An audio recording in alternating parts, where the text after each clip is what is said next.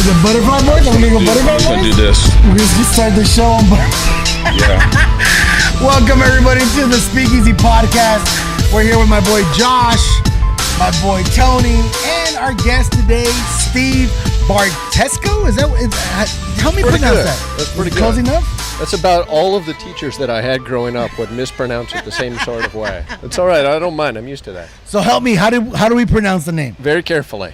One consonant at a time. There you go. Unfortunately, there's a lot of them. So Bartetzko. Bartetzko. Oh, it's so close. That's not You sound like a middle linebacker for like the Chicago Bears or something. Hey, I like that idea. like 55, Bartetzko. Bartetzko with the tackle. As long as you're not a Cleveland Brown. I'm like that. I don't know if I've ever been mistaken for a middle linebacker, though. But I'll take it. Okay, I'll free take safety. it. Free I'm safety. pretty sure. We're back at the starting gate. Yeah, we are back at the starting Yeah. gate. Like we said, we're gonna come back. Yeah. This spot was so good We last liked week. it so much, we're like, Boom. why not again? I hope Yeah. you guys had a great 4th of July. Yeah. Yeah. You guys popped some I cherries. didn't have I missed, mine wasn't very good. A thumbs up, cool. thumbs up. Yeah. Thumbs up. Just got one. Do they sell those on the corner? I must have missed that one. Yeah. I went crazy with like one of them snakes. The only, Got thing, out What of control. snakes? the only thing Josh buys on the corner does not blow up. Yeah. It's true. Well, it blows me up. Just blew. Oh, there you go. Hi-oh. Softball and you hit it. Yes, he did. He hit that shit out the It's park. sad true because I have to pay someone to love me. Josh, It's okay. I love you. I'm okay with it. Okay. Yeah, I love you too. You How don't pay much me does he shit. pay Well, you? not like the way I need love. That's close enough. We all have a price. So first of all, I want to acknowledge Steve's hat. He knows how life works. He knows how to cheer got for it. the right teams. And I love when white people cheer for the Raiders. Yeah, we 'cause- need more Raiders. You Yeah, recruited me. got it. Salud. The That's Raiders right. need more white people. Raider absolutely. fan. Raider fan. Can I recruit you? He can't. He don't. He doesn't Come know on, it. Tony. You don't even like football. Just He doesn't pick a like team. I sports. do like football, actually. Do you? I was a very, very big fan of the Gannon-Gruden combination. Ah, Wow. we're back without How's that? Gannon. You A know very that. big fan. Were you really? Very. This is very the big. first I'm hearing about this. Yeah. Really? And they both left, and this is what I did for football. I said I have no team. I'm Mexican, so I'm supposed to like the Raiders, but I'm not like. He's still Gruden's right gone, Gannon's gone. Like I don't know what. Wait, to you're do. Mexican? Yeah, I know. Oh, it's you're weird, Filipino. Right? A Filipino. So He'll so what fill your peanut. I went to college ball, and I found Adrian Peterson, and I was like, this guy's a fucking beast. I love remember him. when you. So I became a Vikings fan. He Yeah, went to college at Oklahoma. Yeah, he did. Thank you. not Tony. And I was a Vikings fan for quite some time. And I mean, it just, they kept making stupid ass mistakes. And then Adrian left. And then he left again to somewhere else. And I was just like, you know what? I have to go back to college to find out who I want to follow now. So football led you back to college. Right. Well, I'm saying I have to go back to college ball. Oh, I'm done with college. I can't go back. My Is bad. it specifically Oklahoma? No, I just saw a game with him, and I was like, oh my god, who is this guy? He's All a right. fucking beast. And what do you weigh? How tall are you? It was great. It was a good moment. Yeah, but no, I'm not going back to college until I'm older, because I'll probably end up being a professor. And if I'm a professor now, I'm gonna sleep with every one of my students. Bam! Take that, Yeah, kids. Yeah, I'm sure that'll stop you when you're 40. I'm waiting till Yeah. I'm sure maturity will 60 work in your maybe. favor with Yeah. your goal. This show is not about me. It's about Rick Brandanowitz or whoever the fuck we have on. With today. That's a good Steve name. I like that. Rick Bandano. Bartetzko. Okay. That's who we're here with.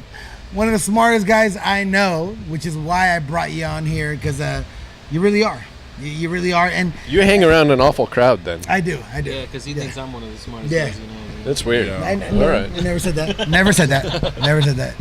He's one of the most artistic guys, vocal guys, but not one of the smartest guys.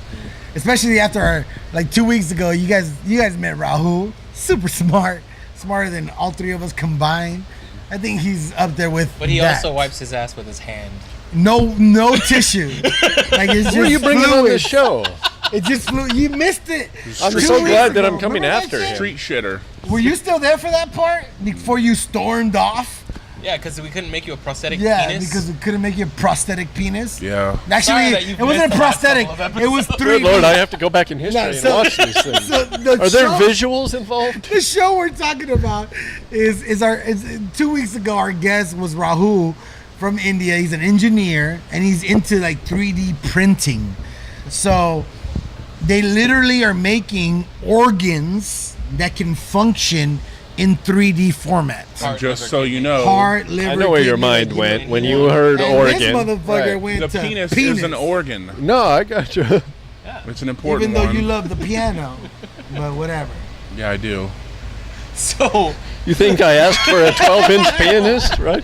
I don't know. Would you? Would you ask for a 12-inch penis? If you could have one, If I would can you have a little pianist playing 12-inch 12-inch, pianist? yeah, I'm No, in. no, like Give me a 12-inch penis. pianist. Little I can nimble put that fingers. No, out, not a put it on the penis. bar. piano? Think Fuck of all you the guys. females I could bring in. I hate you guys. 12-inch Can I see your pianist. No. penis? Yeah, Yes. 12 inches. Come No. on in. No, that's not what I'm talking about. A pianist. Do you have a 12-inch I think we got off pianist? track. Why is this white guy here? What are we doing? I know he didn't come on here to talk about penis. I'm not here for that. I gotta go. Okay. No, he's in the wrong I conference. feel like he could market that show. He's in the wrong conference. Oh. No, seriously, you to me, he's one of my business partners. Very intelligent guy, hardcore into sales funnels. Do you guys know what sales funnels are, by the way? Do you know what a sales funnels is? No, you want to explain it to him? You should explain it to him. All right, Is so this a secret that we shouldn't know? No, I think no, like no. anybody on social media right now, if you've ever bought something, coming across an ad, he's about to enlighten Hold you. on. Dan, I want you to do something for me. Right here, put like some sort of glass shattering effect because he's about to break the internet. Or like He a, like tried a, to like lower a it. You funnel can't do that. thing. no pressure Or like on a this one. funnel, like an We oil don't have that in the funnel. budget.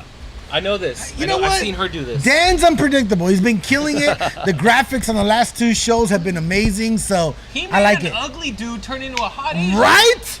That was Dan. insane, Dan. Dan. You're What's killing Dan's it. follow whatever Dan's shit? Don't make photo me into a studio or hot something. Asian. You're not gonna ever be a hot Asian. No, Well, it'd be an maybe. odd name for her. Yeah, it would probably. But just look at Dan's info here. Go hit him up. Amazing graphics. You gotta hire him. I'll take pictures of you for a low price. Yeah. So anyway, Explain yourself. All right, so the easiest way to think of this, if you go to, let's say, a normal e-commerce website, you have Last know, week, prosthetics. example, I was on Amazon. I bought a fleshlight. no, you didn't. Don't fucking lie to me. All of a sudden, you're buying fleshlights. Did you go there looking for that, or I did you just didn't. happen It just by happened it? to You can't come buy up. a fleshlight on Amazon. You could buy a pocket pussy. Fleshlight will only be the only Okay. person that sells fleshlights. Is fleshlight. Yes, I'm Okay, fascinated sorry- that you know sorry, this sort of porn detail. weirdo. I have one. You are But so weird. did you for look knowing for it on all Amazon? those Is that facts. how you know? No, it's a company that will not sell through Amazon. They sell through their own. All right, fine. You got me. specific, See? Yeah. I guess it was someone who just made one at home. Well, because they do have molds. It was a guy who just made it in his garage. He needed a vagina. Yeah. Oh, this is rough. Oh, man. All right, So let me yeah, I help clicked this on an out. ad. He's It about may to. have been. He's about to drop You're some buying, knowledge. are you buying garage pussies right now? Yeah. It might have been. It was buy one get one Don't half ever off. buy a garage pussy. Did Rahul make you a vagina? Rahul printed you It a was vagina? on sale. I can't wait to attach this episode to my name. Yeah. It's going to help me so immensely. Yeah. This is. You're gonna be proud to brag. Oh, you were on a. What did you guys talk What about? podcast Oh, were you on? Fake vagina. Yeah, vaginas and penises. You should So, be real proud of pussy this. funnel. How does Yeah. that work? All right. How's So, the let me- sales funnel? Let me see if I How can do rein sales this back funnels in. work? Sorry. Yeah, you got this. Instead of sending someone to a website that just has a wall of products, right? Okay. You hope that they pick one. Maybe it's the purple one or the blue one, the small one or Are we still extra talking about large. pussies? Whatever it is, right? We don't know So what the we're talking sales about. funnel A instead product. is going to bring you from one step to the next on purpose for a specific reason. Let me give you an example. McDonald's, if they're coming out with a new hamburger, they're not going to ask you to come in for their ice cream, are you? Yeah, well, 'cause damn their thing ice is cream always machines broken. never work. Yeah, Never. but they're going to come in. They're going to pitch this particular burger, Like the sandwich, McRib? whatever it McRib, is. You come in for that, and what happens? They spend $5 to get you in the door for you to buy a $5 hamburger. How do they make their money? Because they know I'm going to order nuggets. That's I'm exactly. going to get French fries. You got it. Keep going. I'm going to get a McFlurry. What else are you gonna get? And I'm going to get What a else are Big you Mac. gonna get? And I'm going to tell them, look, it's not all for me. I got other people waiting in the car. Don't fucking judge me. So you spent $23. And how they they get you. they specifically are going to ask you what? When you order the sandwich, they ask you what? Would you like fries with that, or No, Coke when with they that, ask me, or would they're you like- like to supersize? When they look at me, they're like, are you really? What did it say? Medium. Is or that large? it? Yeah. Is that Super it? size. That's exactly the point. So they're upselling you on a larger size. They're cross-selling you on the other products to go with it. So a sales funnel online is not going to be any different from this point. They're going to bring you in for one specific purpose, one specific burger, or goodness knows whatever else you're looking for. Yeah. And It's once not my you've business. bought that, even if you're breaking even there, right? I've spent $5 to get a $5 thing sold. Now the question is, what else can I sell? Because you're already here. Yeah. You're already buying something. What else would complement it well? Josh, when I bought my fleshlight for $5 more, I got hot lube, cold lube, a fucking warmer for it. It Yeah. warms up the fleshlight. Do you get There you like go. like a man purse for I it? fucking get it. He's right. You Yeah. get powder, you It get was powder a- to sanitize it and make sure it's still fresh. Yeah. Make sure it doesn't like mold up. I remember that time you were carrying your bag, and I was like, "What's that white powder?" The And you're white like, powder. You thought it was. It was. The I thought it was powder coke. for my I wish it fleshlight. was cocaine, but no, it was fleshlight powder. I mean, you could try to sniff it, but yeah, it kept the fleshlight fresh. So yeah, that makes perfect sense. Flashlight repair, So flashlight are you- replace. Are you saying that's what you do, or that's like your Is it focus? like- Well, not the fleshlight part, but yeah. But you would, if Fleshlight hit you up and said, "Could you market for us?" You would not say no. Is anybody okay, working for so- Flashlight? Can we get a sponsor? They- Can we bring this bitch for like Speaking every of other week? Fleshlight, Riley Reid has a Fleshlight, and for the 4th of July, there is a sale. Is there? Yeah, Out of curiosity, how do you know if it's hers versus somebody else? Just because it They- has her name way on it it? no, they specifically mold The way it squirts? Is that what we said? the way it looks. Fleshlight. Oh. Would you know the feeling besides somebody else? I mean, the inside is like they have certain skins. Now you can inside, imagine yeah, that. You know, That's but- exactly what it's but like. the vagina itself, like the outer orifice. That's a heck is of an basically, experience, man. Like, it's Are like, you not this blown is away by Riley the Reid, whole this fleshlight is thing? her. Like if you think watch it's pretty porn and you awesome. put that I like vagina it. up to the figure, you're like, yeah, But that's, aren't you that's her blown pussy. away I mean, by it's- So what I would upsell on this Interesting. case, I would sell you maybe a VR headset with a game to go with. They have. I wouldn't go this far, No. but they have fleshlights that automatically move for you. You got Can, it. feel can I like just that's lazy can I just because take I a like- survey and like how many people in this panel have a fleshlight or There's have only ever one experienced? person. One. You never Yeah. had one? No. I'm part of the 25%. No. I've never experienced one, and I've never even thought of experiencing one. Realistically- But you're making me want to. You know what's funny is I don't use it. I bought it to try Why did you it buy it and not use it? Because I get laid. Yeah, well, okay, so what Yeah, made you but buy people it? get laid, still What made me masturbate. Well, Jenna Hayes True. was my favorite porn star when I was a little bit younger. Jenna Hayes was amazing. She still is, by the way. It's the same reason people buy the shake weight. It's kind of, Oh, they don't use Man, it. I have to It's have fucking- that. I get it. Yeah, it's beautiful. I have yeah. two. Right. I'm gonna put them on offer He up. doesn't have a fleshlight, but he has Nope. 2 shake weights. That's why I have That was amazing weird. triceps. yeah, that's why. Yeah. Why other? What's the other reason? Because you don't Steve? have a fleshlight, Walter. Whatever, bro. Dicks. So, anyways, so the sales funnel, is that where we're? Yeah, okay. Is Correct, that what you correct. specialize in, or that's what you use as a tool? I'm trying to. So that's what I've used as a, I feel wrong saying that's what I've used as a tool here. No, see, you brought me down this It's path. right But- and wrong. All right, so fucking episode is sponsored the by Fleshlight. short history of where I've been, as a matter of fact, online is I actually used to work in what's considered the black hat part of the industry. This is the well, frankly, untrustworthy type guys. You ever seen those websites that maybe it shows a short clip of Dr. Oz mentioning a particular product or a particular ingredient of something, Yeah. and lo and behold, at the end of that website, it says, "Look, we have this supplement product for you that has that in it." So that's considered a black hat marketing. People make a mistake that just because Dr. Oz mentioned Garcinia cambogia, and I'm selling Garcinia cambogia, that means that Dr. Oz is selling this Garcinia cambogia. Gotcha. Well, it's that association So it's that's basically going to a lot get of mind somebody hooked fucking. in. You got it. Which is the internet. As a The whole. internet Yeah. is mind fucking you. So I basically. used to work in that part of the industry, and you can imagine there's some untrustworthy folks, a lot of good people just trying to make a living. Because you never But- think to yourself that there's someone actively doing this. Yeah. You think it's a bot or some. Look, you know what's so interesting is like, you know, I like have my own little thing. My ranks media management. He's part of it. I'm into the whole marketing shit, and I still get blindsided by exactly what you just said, where I'll be into something and it just pops up, and I'm like, what the fuck? I just talked about this. I know how it works. I know how I'm getting scanned. I know how I'm getting, whatever, big brothered. We know you're listening, Zuckerberg. Yeah, You fuck. we know, motherfucker. you know, Look, you can't complain Does that- against. well, I think you're gonna comment on that. Do you like that? Doesn't bother me.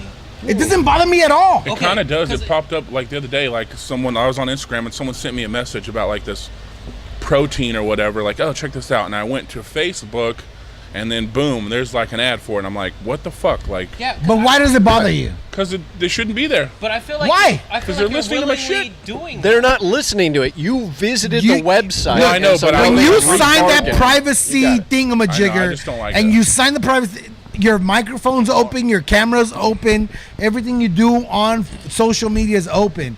Why are you gonna get mad for? You say you don't like it, but you've But agreed you love to it. the terms and You- conditions. exactly. right? And Yeah, I dated a girl that obviously. would put a little tab over her webcam, right? And it's like, I don't know. To me personally, for two reasons, that doesn't matter to me.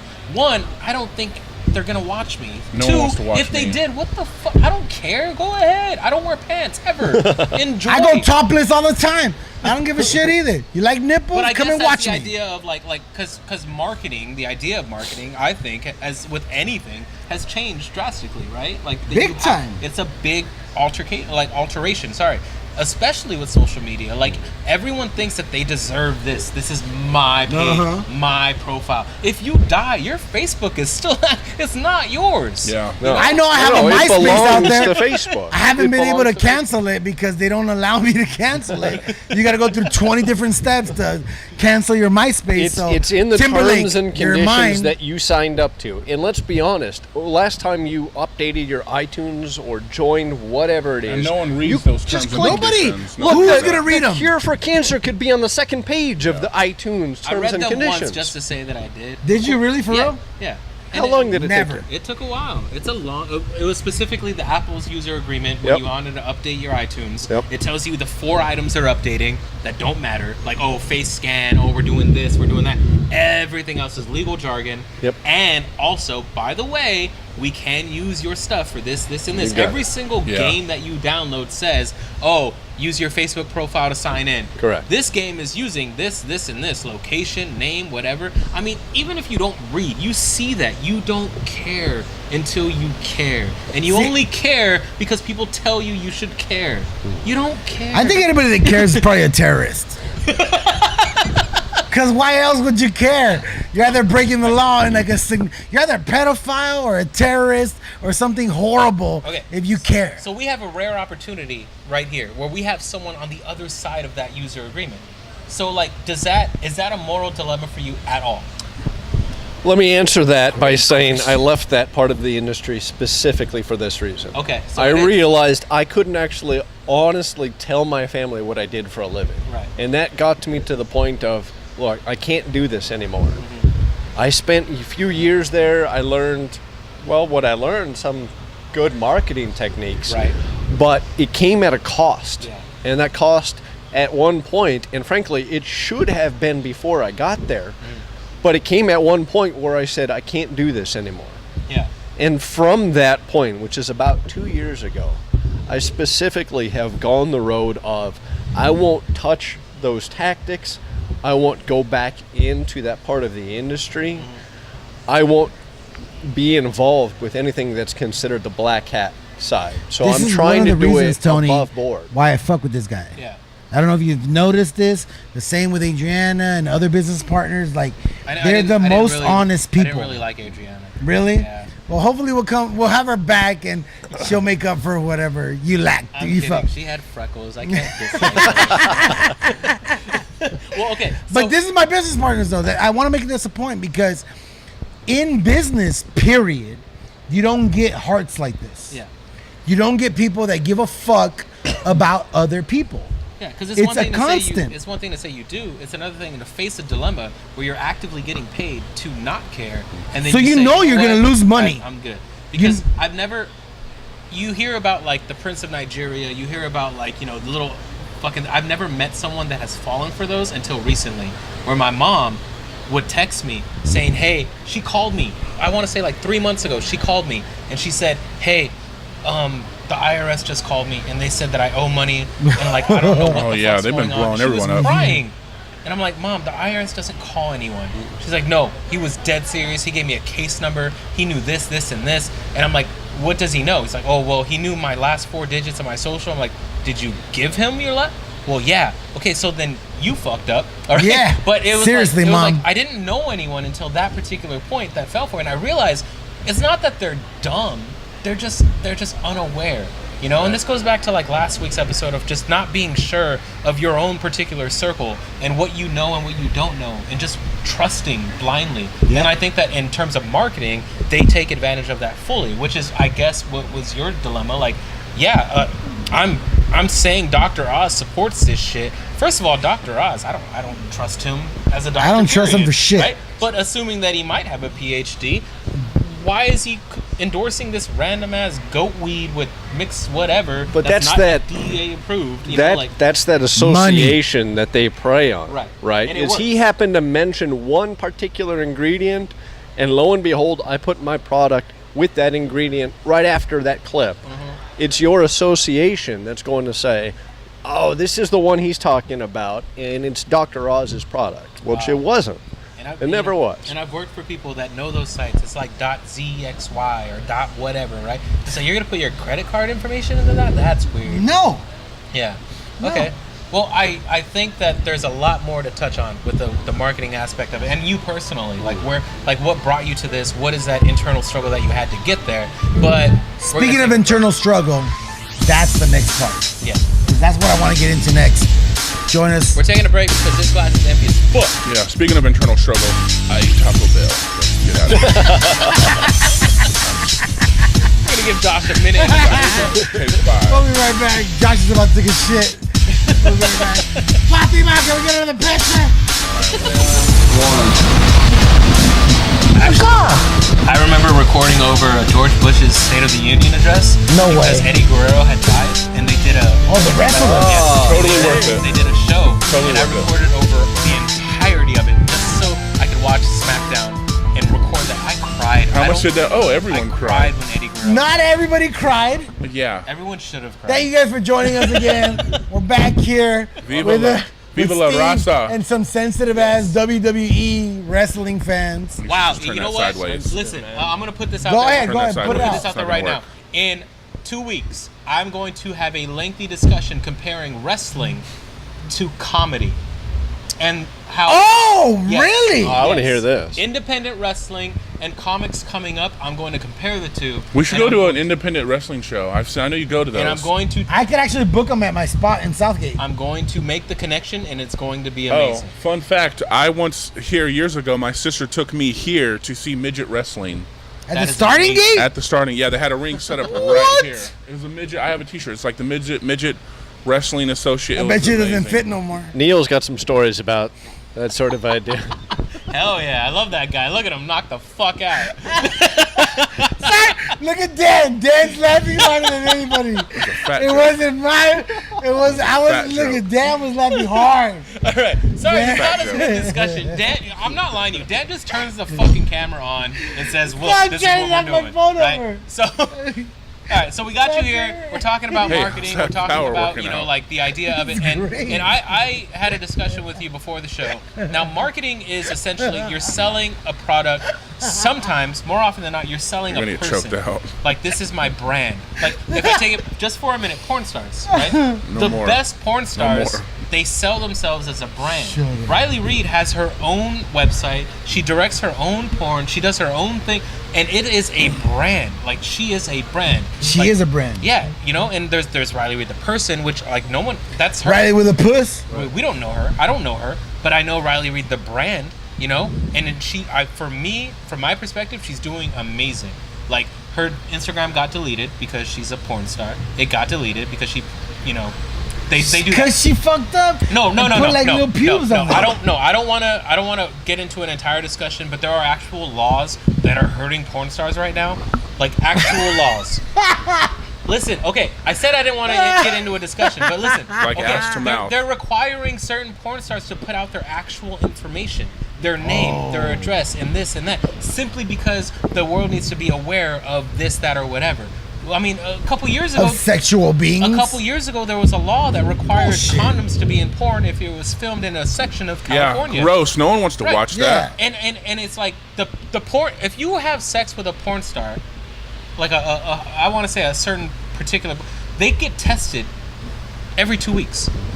They get tested. You're safer to have sex with a porn star than you are any fucking floozy out on the street, guy or girl. All you know? sucias out there. So like I don't Or know. But anyways, sucios. that's a whole discussion for Whatever. another topic. We're going to talk about Yeah, when we're I having finally a sucia get episode. a particular porn star on the show, which I will, and she will be here soon. But we I'm want to excited. talk more about this whole entire marketing aspect of it. Okay, so as a person who works in marketing, you're selling a product. More often than not, you're selling a person. What about you? Do you remove yourself from that situation completely? Yeah, and if so, like where is your stamp? You know what I mean? So, good question here, and this really touches on some of the issues that I've grown up with, in my own fears, in my own trepidations, Right. on what holds me back as far as what I actually want to accomplish. So, one of the first products, as a matter of fact, that I made myself for other people to buy, I had this grand idea. It actually wasn't completely unreasonable. Was to have a concentration supplement, so almost like a vitamin that you take for golfers, right? So that they can concentrate better on the course, hit better It's and very longer. very Caucasian of you. It was quite Yeah. very specific, Way to very really niche help down. the world. So the problem was I got to the point of I made the website, I put that out there, I bought the product, and then I relied on hope marketing. And what I mean by that is I made all these things and then I hoped somebody stopped by to buy it. What are the chances that someone's just going to accidentally stumble by Yeah. and buy my product? It's No like one- the stand-up Slim. comic that sits at home and tells jokes in front of his mirror and never makes a name for himself because he doesn't get up on stage. Because no one Googles golf performance enhancement drugs. Correct. specifically. Correct. If they don't know that the Yikes. solution gotta get up is on out stage there, if you wanna they're be never funny. going to Okay. look for it online. All right. So you actually have to market yourself. So here's the problem that I run into. I want to be able to sell something. I want to be able to be an entrepreneur and make my own rules, make my own paycheck instead of working for somebody else. But I have a hard time putting myself out there because ever since I've been a little boy, I've always grown up with social anxiety. So it's hard for Where me does to that come get. from? Good question. And there's probably multiple factors, but the social It's anxiety. probably based in the first 8 years of your life. That is likely true. And I can give you a particular story of where that came from as well. But Tell us. I will get there in a second. So that social anxiety always held me back. So one of the most memorable incidents that I remember, first grade, so I would have been 6 years old or so, right? And look, I grew up in South Orange County, going to, of course, about the widest thing you can do, Catholic school, private Catholic school. And a brand new first grader, I'm going into the bathroom one day and some 6th, 7th, 8th grader looks at me and says, "Don't come in here, this is for girls." And it just ruined me. Like, I don't know who you are. Why are you attacking me? Why are you insulting me? And it's totally fucked with my mind of, I have to hide. I have to. Were you in the not girls' be bathroom, there. though? Were you in the girls' bathroom? Or maybe you were just in the wrong bathroom. I was. If I was, that means Maybe he was as well. You were just in the. Why was he in the girls' bathroom too? Is my question. I'm sure he wasn't. I'm sure he was being a bully and or doing drugs or some shit. Yep. This set, unfortunately for me, a bit of a tendency of, I would always hide. I would always not only try not to make a name for myself, not just not put my name out there, but it became a matter of these cause and symptoms blending in this case. So I would go to a new situation. I meet new people. I have a hard time speaking with them before, right? I have a hard time going first. I would spend months, well, let me be honest, I would spend weeks. I meet somebody new, maybe my friends start hanging out with, and I would sit there and listen to them and understand how they approach life. I would listen to them for weeks before I actually started saying something to them. And invariably, it was probably a joke or an insult that I would come up with. But now I understand how they work. They just don't know how I work yet. So you can imagine if I'm an entrepreneur and I want to make something happen for my own self, this is a little bit of an issue. Yeah, it's a lot of bit of an It's issue. a big ass issue. Right.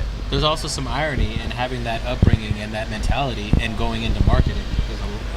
Quite a bit. Yeah. Quite a bit. I was always drilled down of you go to college, you get yourself a degree, you find yourself a good job that you can work for 40 years and get a good pension from. And those exist how much now? Yeah, that mentality is dead. It's gone. You don't have that fallacies. chance now. Yeah. Those are You don't fallacies. have that chance now. And Okay? even if you were to do that, you're living in middle class, basically. Right. Yeah. So there's a ceiling Yeah. as far as how far you can get. You're always going to be working for somebody else.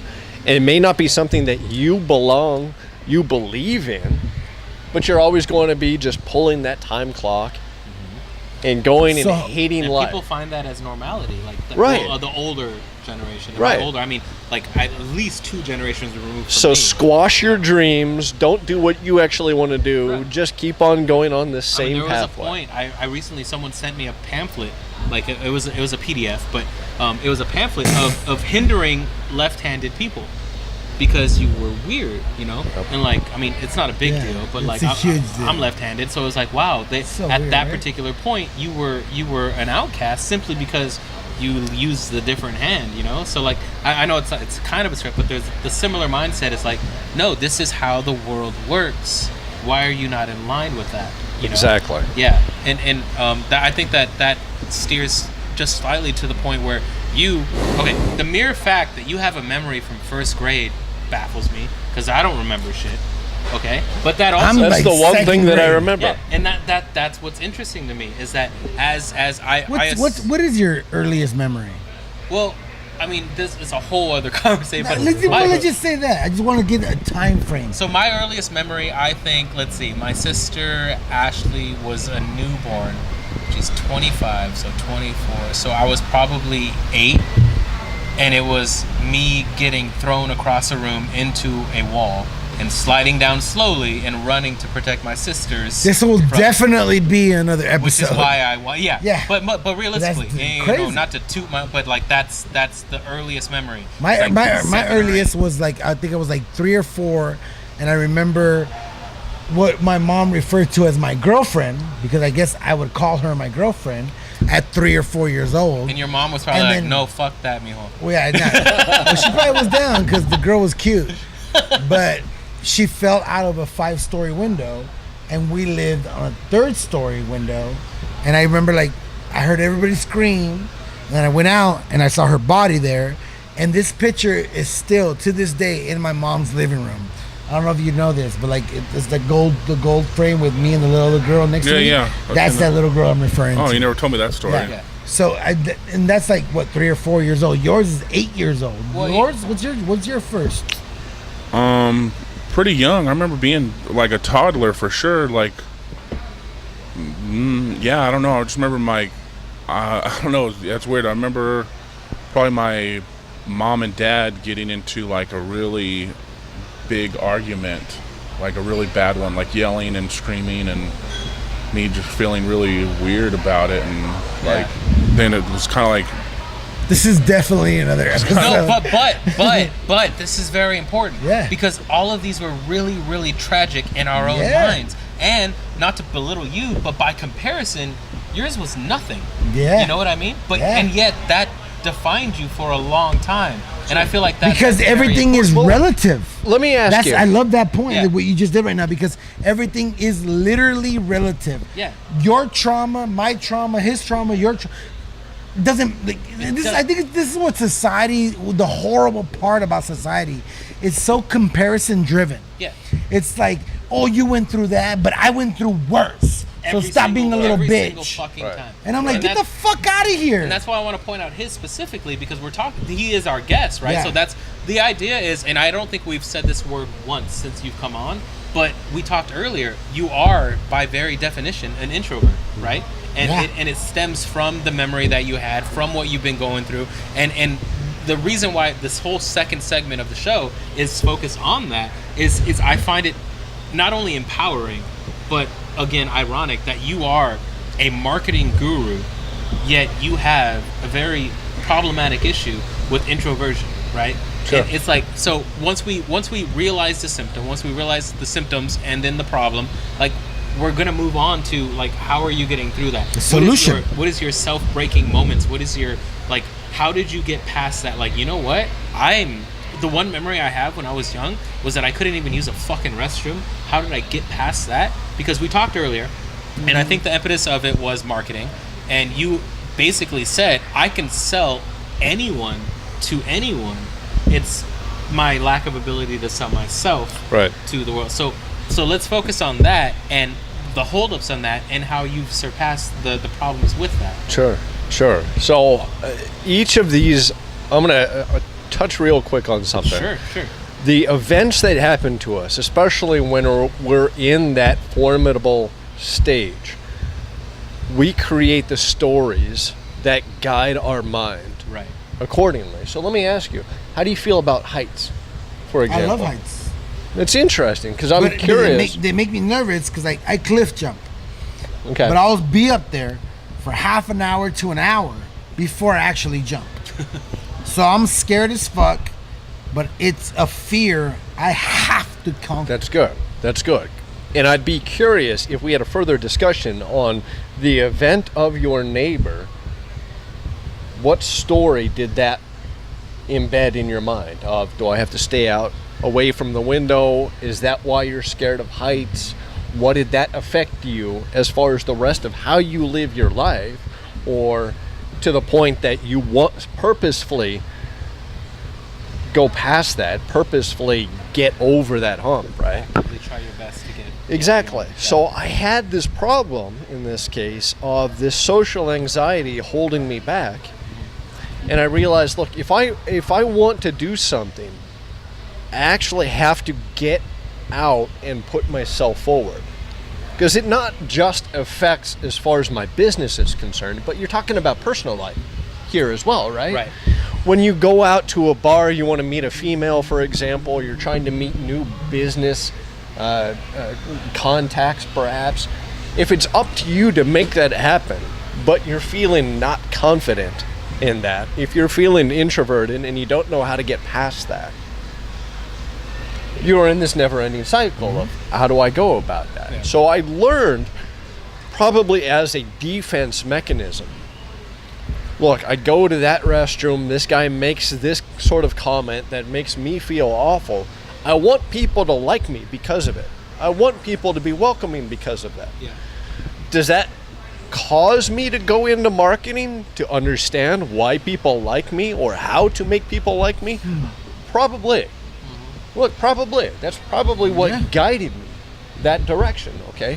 But I understand that option, and I understand that language of somebody else, and I make it very purposeful to speak in terms that somebody else is going to understand. The audience is going to understand, right? The same sort of thing. In my head, like what you just said right now, it's very relatable to comedy. Yeah. A lot of comedians, they're seeking validity. They're seeking acknowledgement. They're seeking this, like, I think him and I are similar in this way, where like we have this dark side, whatever, and comedy like brings light to us, or makes us bring light to other people, makes us feel better when we do that. I know it's definitely helped me when I was doing comedy, like helped me find like some self-worth, and to people like, I mean, it was important for me for people to think that I'm funny, and it meant a lot. And if there was like 100 people in the audience and 2 people came up, oh man, you were awesome, you were great, I'd be like, oh my God, like fuck, like that just... Yeah. That made it worth it, didn't it? Oh yeah, it made it worth it. It's a case-by-case basis, because every single time someone calls your tragedy humorous, you find value in that. You're like, you know what? You turned my deepest, darkest secrets into something funny. Yep. That's amazing. And I would assume that it's similar to you, where you, I mean, we talked earlier about you. Basically, you're going to wear the mask of whatever they need to see to assure that their product or them themselves are getting sold properly. So I want to know, when did the transition start? When did you start saying, okay, I can sell you like a motherfucker? What about me personally? So at that point is when I decided, or I realized, hey, I can use the language of somebody else, right? If I'm speaking to a comedian, I'm going to relate terms in a comedic sense. As far as the set is concerned, as far as being on stage is concerned, as far as, are you the opening act, are you the headliner, I'm going to use those terms so you're with me, right? I do the same with friends that are musicians. Yeah. I speak in musical terms so that they understand me. I'm going to use their language. I'm going to use the language of the audience. But what happens, and I'm sorry, when you use musicians or whatever, now you have to have an understanding of comedy or of music. What happens when you don't understand the genre? I think you can still succeed in your effort, but what happens when you don't understand comedy, but your friends are comedians, or you don't understand music? I feel like his problematic upbringing made him a jack of all trades. That's very true. Yeah. That's very you're true. able to adjust. Yeah. So all it needs for me to do is speak in just a quick relation of me giving you, I'll give you an example in a sales funnel online. Sometimes you're going to go from an ad, instead of selling them right away, you're going to go from an ad to what's considered a pre-sale page. This is warming somebody up to the idea. This is where you'd see Dr. Oz on those pages, because it's warming the audience up to understand, oh, okay, this is what I need in my life. I need Garcinia Cambogia. And lo and behold, there's a Garcinia Cambogia, okay? The same... Even that name is frightening. The same rule applies as far as, why do you have opening comics? To warm that audience up. It's not different. Yeah. By the way, I'm using these terms right now to point out exactly what they do. You're relating okay? to the comedian. I'm You're relating literally to the answering comedy. my question with Exactly. relatable facts. So I'm going to give you something you understand and relate it back to the terms of where I'm trying to go with this. Yeah. What I'm trying to sell. I like It's not different. It's not different, okay? But the problem I had is I understood how to sell other people, how to speak their language, but I never felt something that I really felt comfortable in selling, that I believed in myself. And the problem I had was I didn't speak my own language. Right. So I know what how I'm to gonna speak ask someone real quick, else's. Dan, we're going a little off. I want to know how much time we have, because I feel like this topic is worth some time to spend. So what we're going to do is we're going to take a little bit of a break right now. We're going to come back, because I'm gonna this is wrap going to this be up. a little more than 5-10 minutes. Yeah. I already know, because we talked before. This is an interesting topic that I'm really interested in getting into, and we're going to do that after this. Thank you. We'll be right back. Bienvenidos al Speakeasy Podcast. Hey, chévere. Hey. Yo quiero su queso, mis pantalones. Who wants the cheese of his pants? He wants cheese on his pants. Alright. So we're back to the show. We took a break because I had to pee. I know it didn't come off that way, but You don't gotta tell people that. They don't know when you go away. They don't know what you I'm do. breaking It's down too late the fourth now. wall. I want them to know. No one wants to see that like wall. Legit, because I had to urinate. Thank you, Great. by the way, for waiting. Thanks, guys. All right. So before we left, we were talking about your problem with being an introvert, and how one of my biggest issues with people who have like labels, if you will, is that they throw it out there just because. Someone's like, oh my God, I can't order a number 5 because I have OCD, and that's a prime number, and I can't do that. And that annoys me. That really does. Like, you know, like, oh, I have anxiety. Oh my God, I have a final today and I have anxiety. So before the show, I asked him, like, you say you're an introvert. Like, where does that come from? Is it as real as it can be? You know, and the reality of it is that it is real, and it comes from a particular, you know, portion of his life, or not even a portion, just the entirety of it. And it led him to a point where you had to, ironically enough, as an introvert, look introspectively and find out where you were. And I took the break because I feel like this is a moment where we can talk a little bit more than we usually do, right? You know, typically it's about 30 to 45 minutes. I feel like this is a topic that lasts a little bit longer. It does, because what he told me was, I mean, maybe it's because of my background. I'm a literary person. I have a degree in creative writing and literature, and the person that he mentioned that helped him get through what he got through is a staple in my college upbringing. So who's that for you? Well, without talking about me, I want to let him take the reins of it. What got you through the idea of, like, the introvert aspect of yourself, and what did you do to get through that? So I never really considered myself introverted. Okay. Because I didn't want to use it as some sort of crutch. I was just me, right? As far as I understood. Which is what most people do when they actually have an issue. Right. They don't say, oh, I have OCD, I'm so worried. Like, no, it's just like, fuck. No, it was one day I actually went and said, why can't I start that conversation? Why do I have a hard time at the beginning? Look, you give me 2, 3, 4 weeks, I'm your best friend. I can understand that. Yeah. But if I'm trying to find a new business partner, if I was trying to find a dating partner. I even have to interrupt you, because what you're talking to me right now resonates with me, because it's what helped me change my life. I went from a point where like I just thought I knew everything, to all of a sudden I went, you know what, you don't know shit, dude. Yeah. And then I came across some fella who was different than what I did, but found success in his method. And I was like, my method has not worked till now. Fuck it. I'm just gonna try this motherfucker shit. I'm just gonna try it and see what happens. And I gave in. I just allowed myself to, I found humility in knowing that my way is not the best way. Fuck it. Let me just try. Dude, this guy, what? You had $40 to your name. You live with your mom in a trailer park. Okay. Well, shit, I got $70 to my name and live with my mom at a senior citizen apartment complex. Like, what's the difference? And you got yourself out? Fuck it. I'm just gonna try it. Right. You came to that term, right? Like, you came to that realization. So, going back to language in this case, I understood how to speak someone else's language, but I never really bothered to think about what's my own language. Right? What do I understand? What do I gravitate towards? If there was nobody else around, what am I naturally drawn to? And for myself, that was the hero stories that I grew up with. Okay? That was the Star Wars, the Lord of the Rings, heck, He-Man, Transformers. This is what I grew up on. Never-ending story. Batman. Exactly, man. No.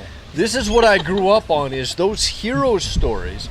And when I decided, wait a minute, okay, let me see if I can go down towards the rabbit hole of my own language.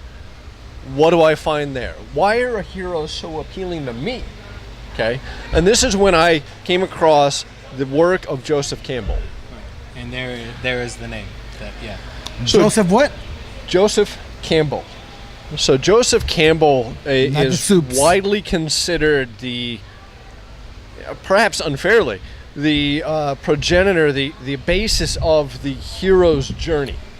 If you've ever heard about this, right? He's commonly used in TV, in film, heck, in novels. Describe those steps, because when you brought this to my attention, I found it so like, oh shit, oh crazy, yeah. So the hero's story, in some of the basic terms, you're going to come with the call to adventure, the wall or the threshold guardians, the trials, the abyss. Give examples if you can. I will in just a moment.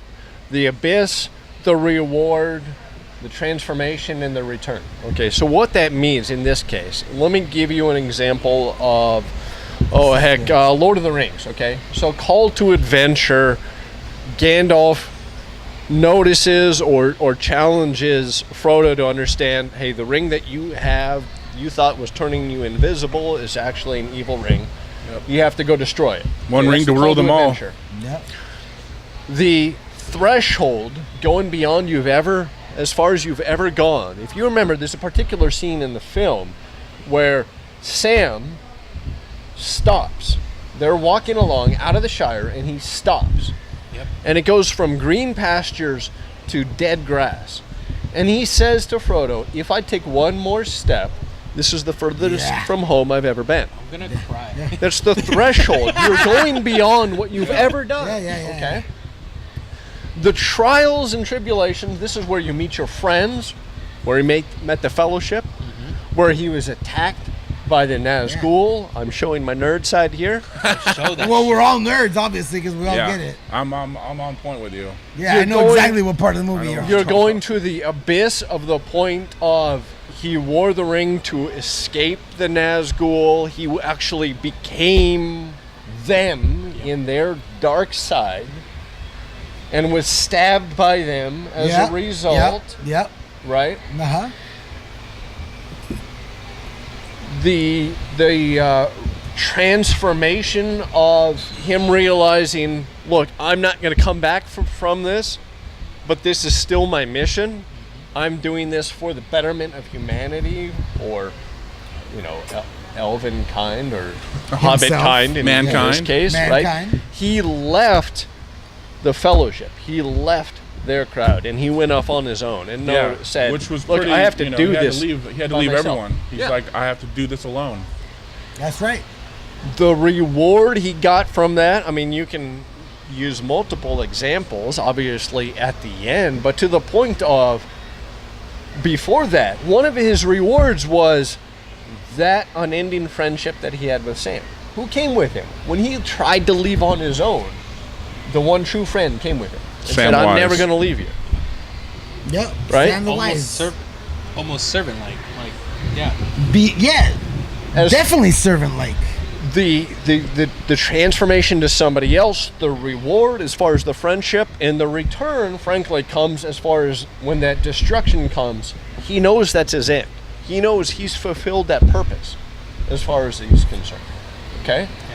So how does that relate? And this is what blew me away, is when I started studying Joseph Campbell and the hero's journey, I realized... Is that like the name, is that the name of the book? Or Joseph Campbell was a scholarly writer who focused on mythology and from all the realms, realms, sorry, Lord of the Rings talk, but from everywhere in the world, from all the past, like Greek mythology, just Roman mythology, the comparisons, Japanese mythology, and how every creation story is similar but not the same. Right. How everyone. And that's why he's so valid, because he took so many cultures into consideration when it came to his determination of how shit works. And what he did was he realized that every story, whether it be the creation story of the world, I mean, some places say the world was created on the back of a turtle, okay? And that idea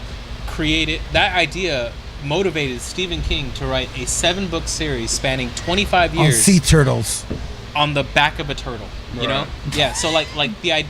Real? Yeah. So that whole aspect. That's how powerful that storyline was. He studied that mentality, that reality of the world that we live in, and created this idea that the hero is this just regular person, unaware of what he's going to go through in the future. And you can make it more recent. You can bring up Harry Potter. You could talk about his inability to be a wizard. I don't want to do this. You could talk about maybe book 5 or 6 where he realized, I have to die. Yeah, I have to die. Well, hold on, don't spoilers. I ain't seen none of those. Fuck that! This story has been around forever.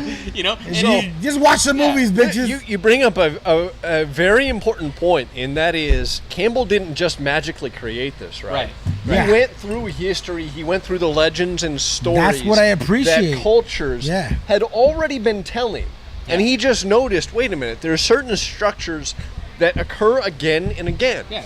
So these stories, these narratives, have been used in human history to help them understand where they are, where the values and idols.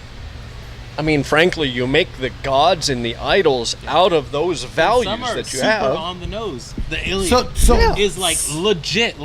Every single moment of that is like a carbon copy of the adventure that he's talking about. And denial of dude, being a hero, the reality of being a hero, following through that. And to me, this is what makes my boy here, Steve, so valuable.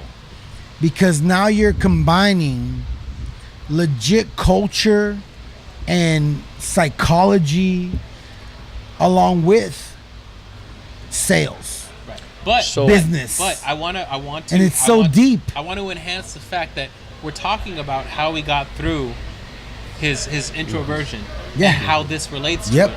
And I want you to finally speak on that. But that's why I said what I just said, because for him to navigate through all that, which you've navigated through all this, and now you're in a position where now you can help businesses profit more because of this navigation. I think that's the most amazing part. So for me, the crazy. most important part, actually, oddly, isn't the business. yeah, because I don't care about people at No, this no, no. point. I want to know how it helped you. For me, it's a matter of, and I want to say there's a quote of Les Brown, and I'm not even going to get into trying and quoting it correctly, but in just basic terms, he says the richest place in the world is the graveyard, because that's where all the unwritten songs, all the unreleased dreams, all the uncreated businesses belong. So getting over that fear, and the problem, or I shouldn't say the problem, was the realization I had was, wait a minute, my problems as far as that social anxiety, that aversion of putting myself out, I'm actually at the second stage, something I didn't mention. It's not in all stories, but very commonly, after the call to adventure, this is me understanding, I want to be an entrepreneur, I want to write my own ticket, then coming to the point of, oh, but I don't want to go out there on my own, I don't want to put myself forward, I don't feel comfortable in it. That's considered the refusal of the call. And you see this again and again, the refusal of the call. This is Luke Skywalker saying, no, I can't go with you somewhere because I have to go tend the crops. Yep. This is Frodo saying, no, I can't take the ring. Here, you take it for me. Yep. Okay. This is Harry Potter saying, I'm nobody special. I'm just some English kid, right? Some guy You're with a refusing thunderbolt the on call. The threshold, the wall that holds you back is what you know you have to do to go beyond what you've ever done before. And that's where I was. I knew the problem was I was at that threshold of I have to put myself out online. But I was at the stage before of the refusal of the call, saying in my mind, I can't do it. Making these same excuses that you mentioned before. Yeah. I'm making excuses for myself. I can't do that because. Right. The odd thing was, and how many of us actually think of it this way? The odd thing was, when I started looking at it as far as I'm in my own hero's story, how often do you think of yourself as a hero? Not often enough. Right.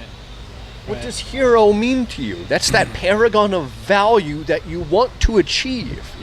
Yeah. This shit's profound, because when you think about that term hero, I think if we were able to address our self-esteem in that regard, as far as we are heroes, and not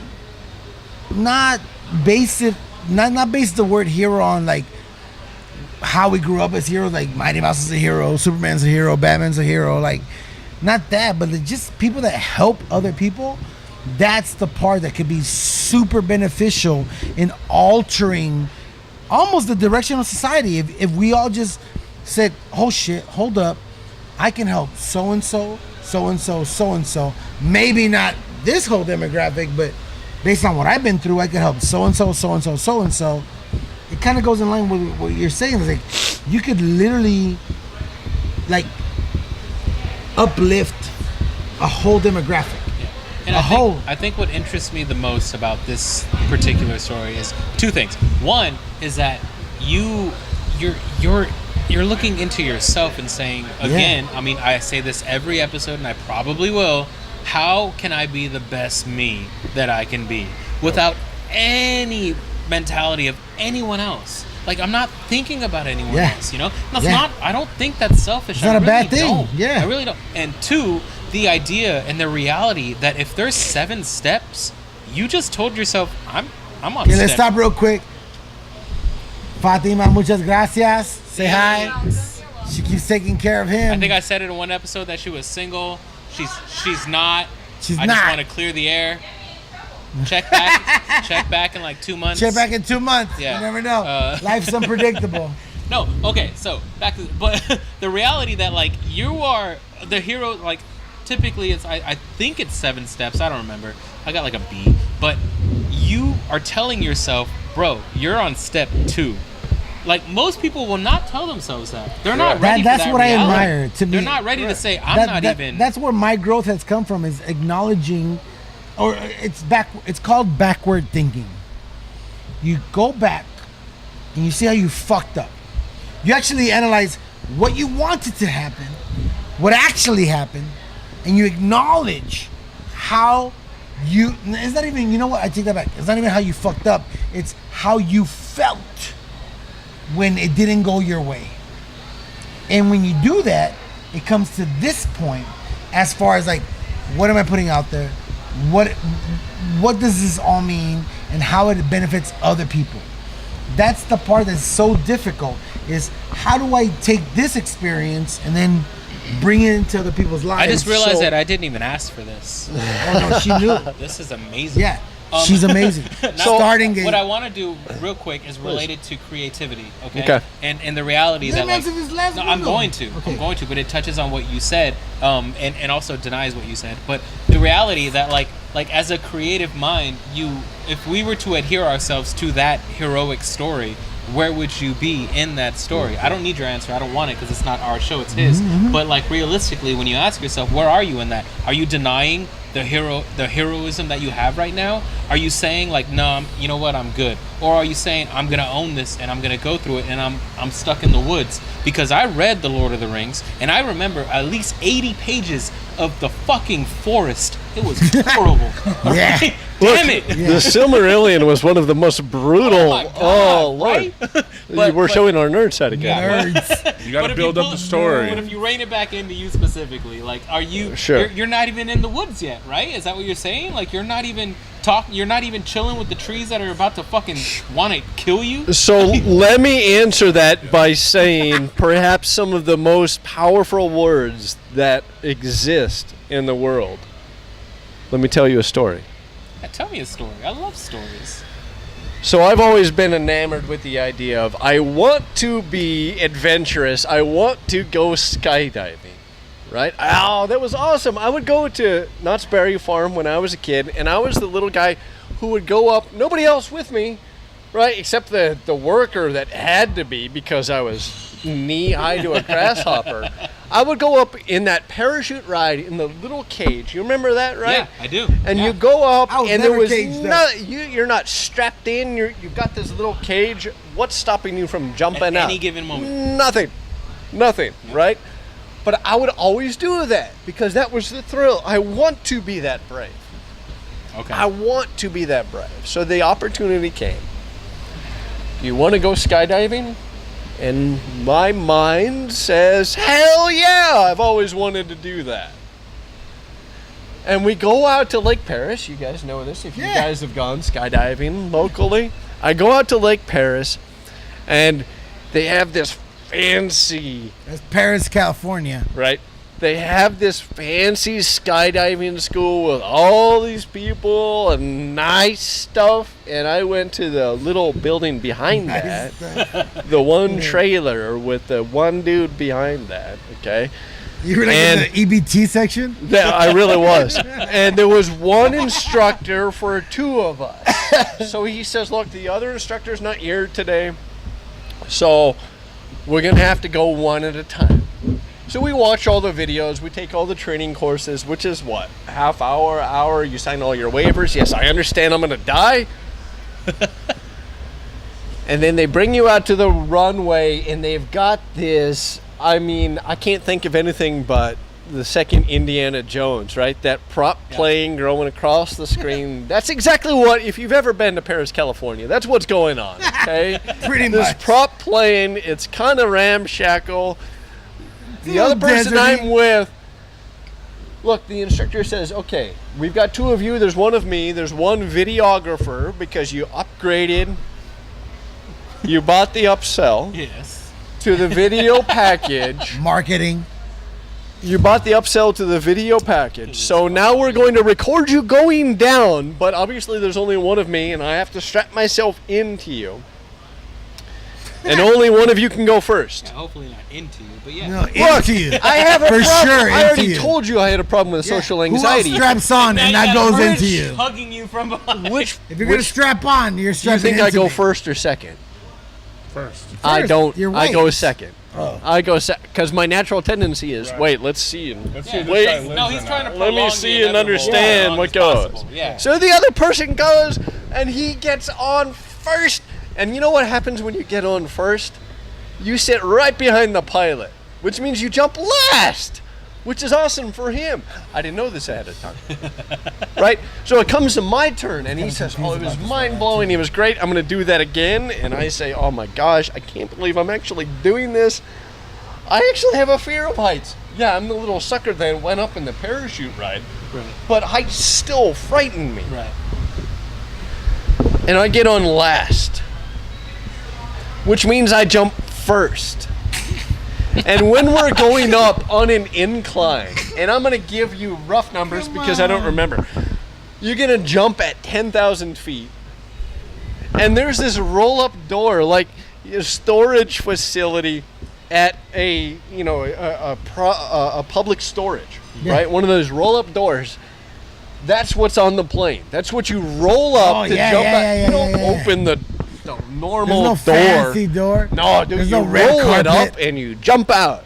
And we're going up, and I'm not strapped into the guy, but I'm not sweating it much because we're going to 10,000 feet. Except at about 6,000 feet, some guys get up and they go to the door, and I ask, what the hell's going on? And they said, oh, he's jumping early. 3-4 people jumping early. They're jumping about 6,000. This is a low altitude, low pole. And they're jumping early. So this roll-up door, let me give you a little bit of a, to paint the picture. I'm at the end of kind of this long bench. You know, like you go to Dodger Stadium and you're on the bleacher seats, sitting with the creatures beside you, right? The door that rolls up is right where you are. Emergency exit. Am I strapped in? The only guy with a parachute is sitting right here, right next to me. So this door goes up and people start jumping out, and I look down and You have no parachute? what's holding me from imminent death? Right. Look, what's the worst case scenario? Someone grabs you and Well, throws you out. What's the worst case scenario when you're jumping out of a plane? You don't have a parachute. You don't have a parachute. You don't have a parachute? I don't have a parachute. Why? You know what I have? I have like this 1975 Cadillac seatbelt that clips in, and the door goes up next to me. Nope. And I'm thinking like, oh my goodness, what's gonna happen? I don't know. I don't know how you don't have. So finally we get to the top, Are you? heart's beating, instructor straps me in finally, and I'm thankful that I'm finally strapped in. And the instructor says, okay, whenever you're ready. And some instructors say, I'm just gonna push you. No. He's putting it on me, like You it ain't should ready. be. You're not ready at all. And my mind says, I've always wanted to do this. And my body says, are you kidding me, sir? My mind's telling me no. My My mind says, I want to go. And my body is says, telling me yeah. this is a perfectly good airplane. Like that fucking matters. And I finally It have doesn't matter to. when you're white. It's a Laguna This is the plane. same sort of problem when I have the social anxieties, that nervous nature, that first day of school where I feel like I'm going to vomit. Yeah. I close my eyes and I let go. And I free fall and I open my eyes and I can't believe what's going on. The ground rushing towards me and wind whipping through my hair. Yeah. Go with me on this one. wind whipping through my hair, and my mind goes, oh, I should wave at the guy with the camera like an idiot. Yeah. And the instructor says, pull the chute, and I go, yeah! Yeah! Where the fuck is my parachute? What the fuck? The one thing that you don't want to do when you're jumping out of the plane, the biggest fear, right, is the parachute. You don't have a parachute. I'll shit my pants. I'll shit my pants. And the instructor says, I'm about to pull it. And that's when I find it, and I pull the chute. Oh, so it was there. And it pops open, and I coast down easily. But let me tell you this. Here's the thing. This is what I want to point out. I couldn't find my parachute, but what was the biggest fear that I had? Was that the problem, that I couldn't find it? No. So you thought it didn't exist. The biggest problem was when I was jumping. Letting go of where I was. And I feel like that is the perfect metaphor to end this show with. It truly is. Yeah. Deep. If you don't know where you're deep here. going, just jump. Jump. Just jump. And let's If you learn to guys play with know our Steve parachute. Harvey, go get his book, Jump. And it's exactly what it is. Thank you for joining us at Speakeasy Podcast. We'll see you next time.